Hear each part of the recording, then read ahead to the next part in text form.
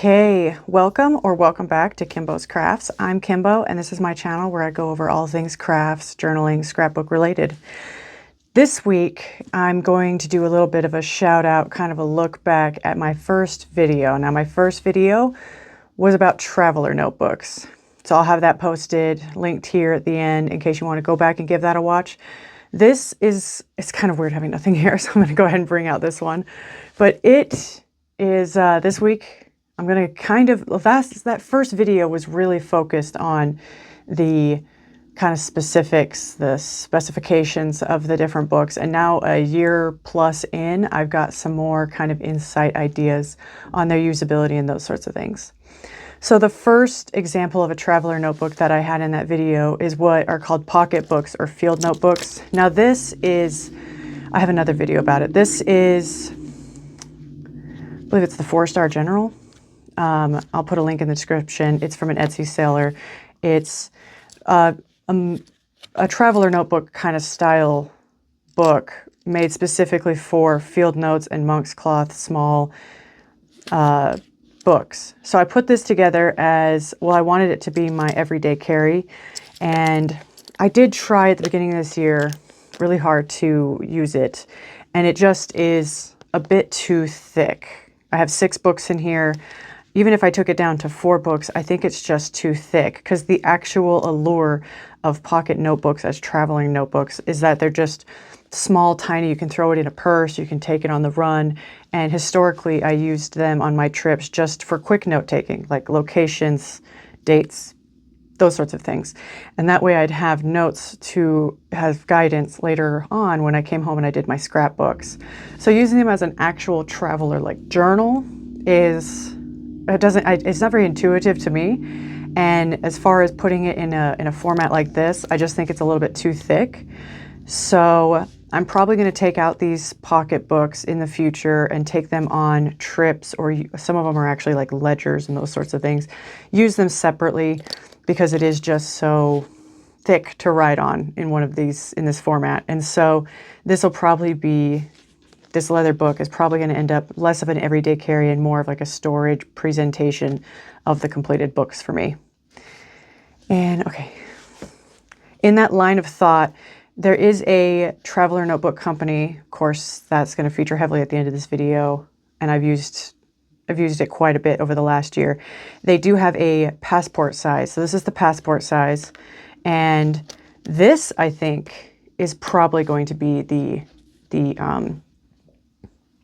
traveler notebook style that I'm going to take with me. Oh, hello, my kitty just decided to join us. Come here, come here, come here.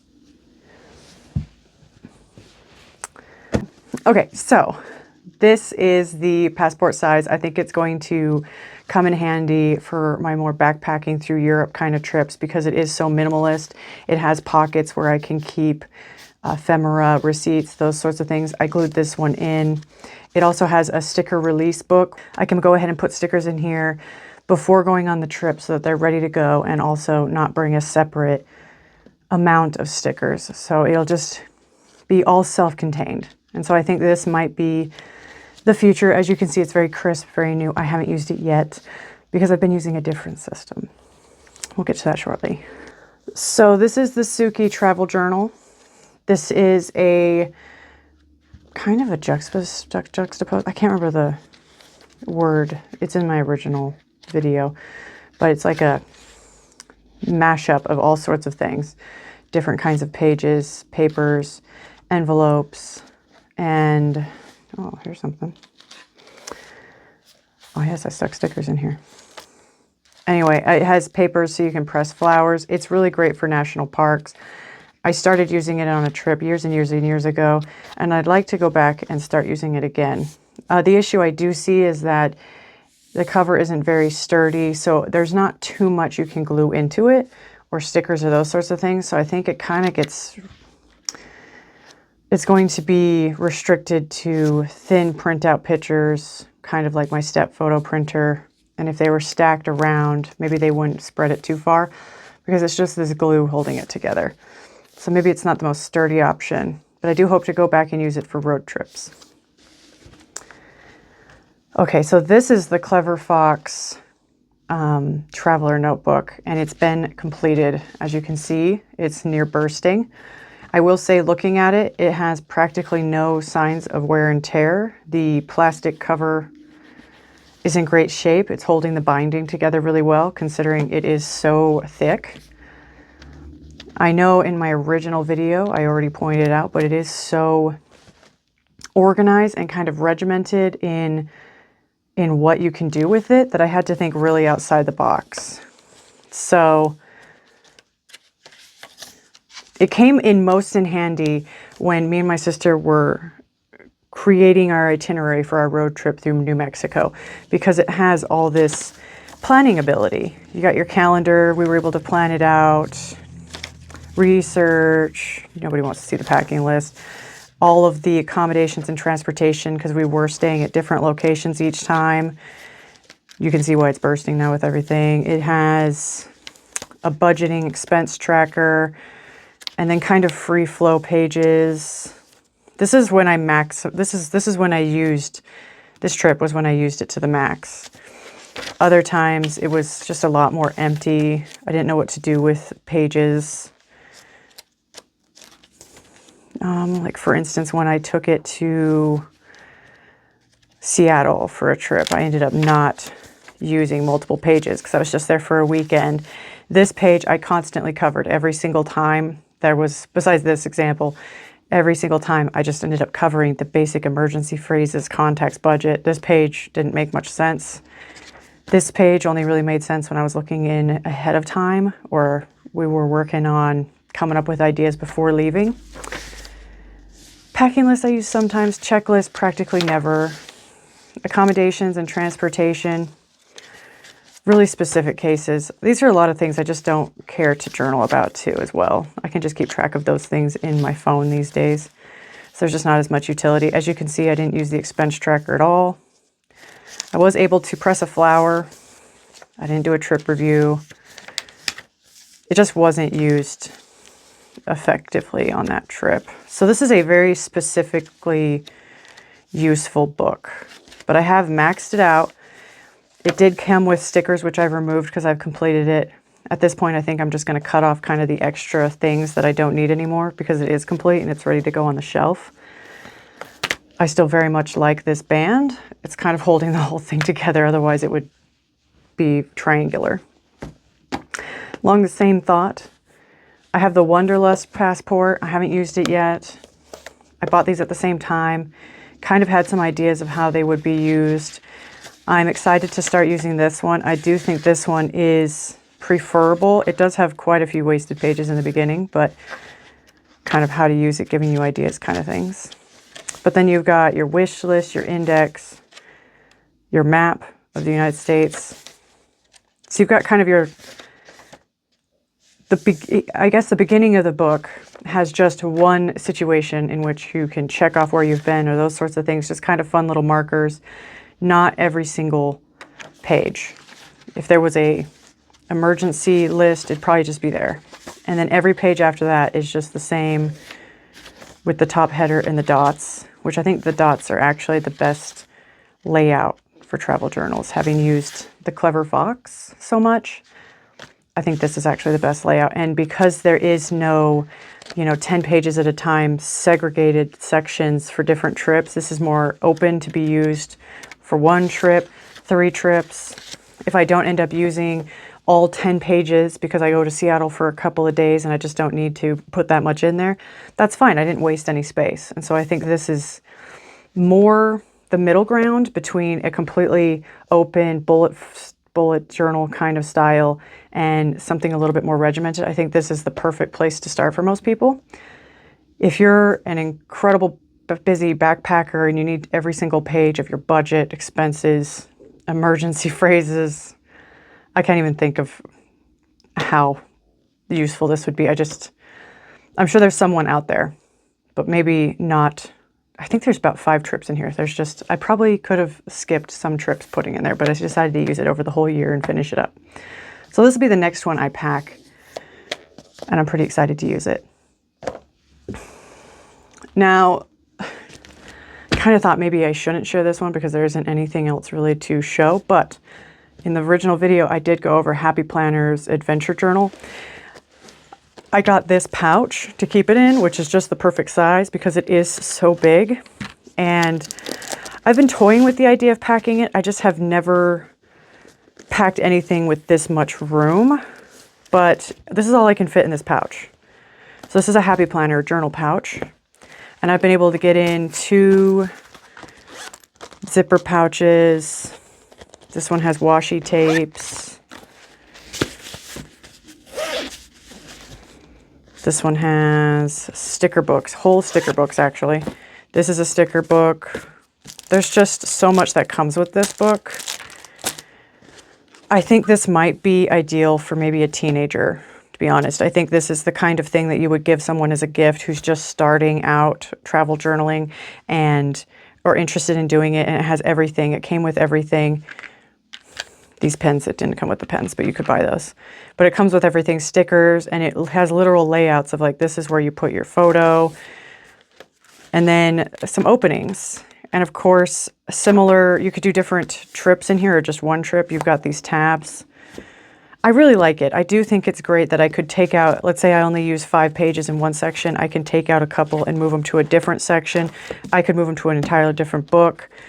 With these rings, if it gets too thick because of everything I put in there, I can take out half of them and then start a separate one, just buy more rings.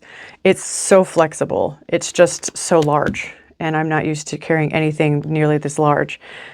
I mean, that's what I've been carrying, and I thought this was pretty large, especially coming from a pocketbook perspective. And I've got this, which I'll have a separate video on what my journey with this journaling pouch has been, but this compared in size is just so much bigger. And being a 1-bag packer, every little bit counts, and so it just hasn't come in. But I think if I took road trips, maybe road trips, I'm going to need to prioritize this first, but I'm sure it'll come in handy. I am really attracted to the way it is. It's just yet to have utility. We'll just put that over here. Stay. And then last but not least is the Traveler Notebook system. Now, honestly, I'll just say straight out the gate, after exploring different books, having just bought my Traveler Notebook when I recorded that first video, I'm in love with the Traveler Notebook. If I didn't have this Wanderlust Passport, if I didn't have the other ones to try, I would be more than happy just sticking with the Traveler Notebook. I think the regular size is the perfect size. It's very similar, just more narrow. And it has just so much modifications available. So this one has been through a bit. Now I used mine for journaling. I haven't taken it, actually I did take it on one trip once and it worked great. But I usually just used it for journaling. I have since, because of the beginning of the year, I wanted to move to this being my everyday carry. So I was gonna have a journal, planner, fitness planner, all those things just in here as one. So I moved away from using the traveling notebook, and I've been journaling with something else, something slightly bigger. So for a regular day journal, I do appreciate something a little bit bigger, but for traveling, this is just, it's perfect. It's got all these customizations. So I bought this to and fro collaboration insert that has pockets. I've got this just dot grid notebook. I've had this craft folder in here since the beginning, and it holds all of my stickers. And I love how there's, basically, I'm not sure how I would say it or how I would search for it, but there are formatted stickers that are literally the perfect size to put in here. And so I've found them. I love them. They're just so low profile and easy to pack. So this is another insert. This is a just a regular blank insert that came with the book. I do want to get a sticker release book because I think if I had my travel journal book here, sticker release in here with the folder with stickers, so I can get even more in there. And then I do like the black paper insert that I was able to get, because with gel pens it's going to be beautiful. Anyway, I think that would be the change I would make.